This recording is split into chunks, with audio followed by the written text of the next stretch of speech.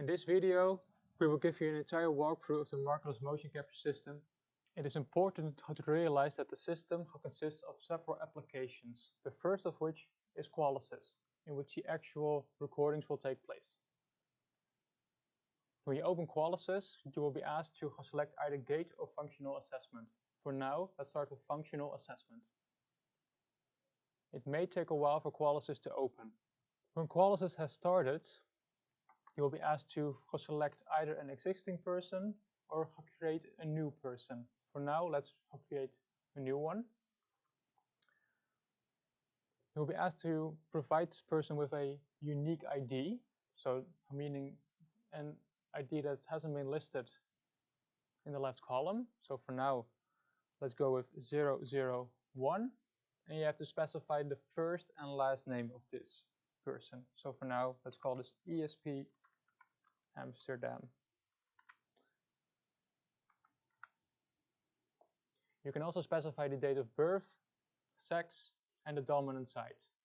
These are all not mandatory, but you have to specify the ID in the top row. You can then select an existing session or create a new one. When adding a new session, make sure to specify Markerless session. You will then be asked to specify the height and weight of the participants. Let's say the height is 180 and the weight is 70 kilograms.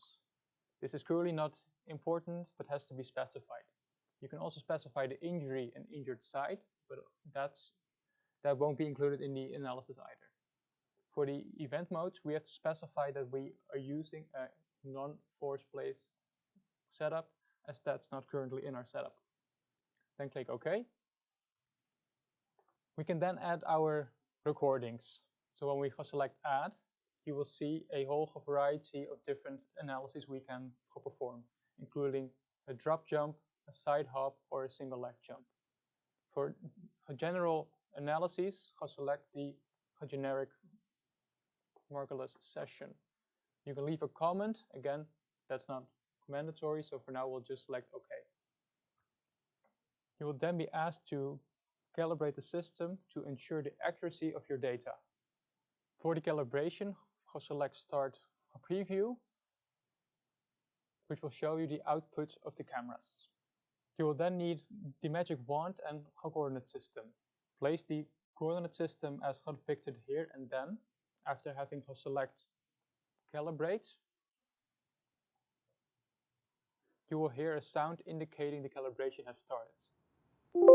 Slowly walk through the recording area and move and rotate the wand slowly until you hear the same sound. You can then start capturing movement by selecting Capture, but you can also edit the settings for the capture. You can, for example, specify that you want to perform a continuous capture, or you can specify that you want a fixed capture time, for example, 3 seconds. You can also impose a capture delay, meaning the capture will start 2 seconds after you hit record. On the right side of the screen, you will see some additional parameters you may want to tweak. For example, you can increase the capture rate, which might be very important if you're trying to capture a very high speed movement. You can then hit Start and start recording the movements.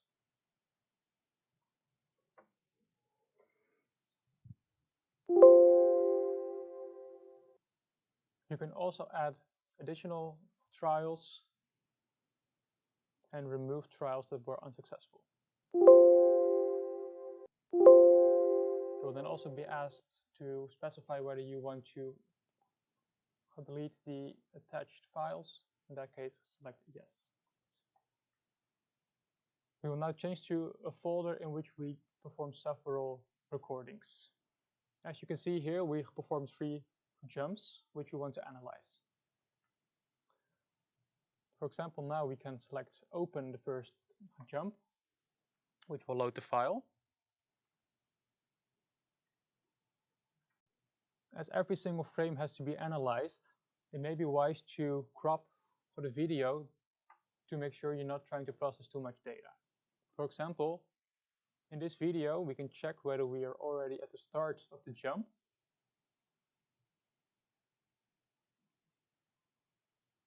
which in that case would be here. We can then also crop the video to only include those seconds. We can then further specify that we want the video to stop after we've successfully landed, which would be here.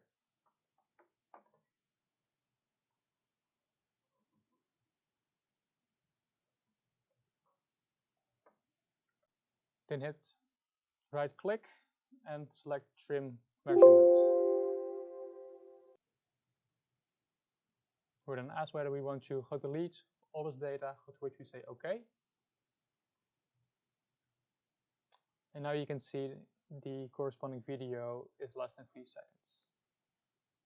After having done this for all 3 jumps, we can select all jumps and start processing, which will start via. It may take a while for all data to be exported. To analyze Gait, we again have to open Qualisys. We then specify that we want to analyze Gait and open this folder. This again can take some time. The workflow for Gait is similar. You can either add or select an existing person, start a Gait session, but you are then asked to specify what kind of analysis you want to run. As you can see, there are many options here, which are typically all for marker-based approaches. As we are doing markerless, that's the one we have to select. Again, you have to specify the patient ID and click in the event mode to select no force plate and select OK. You may have noticed now that there's an additional requirement with the static posture.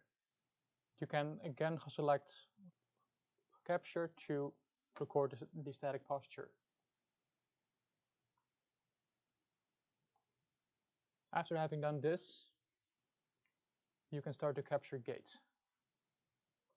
When you're done recording, you can again select the files you want to process and select Start Processing.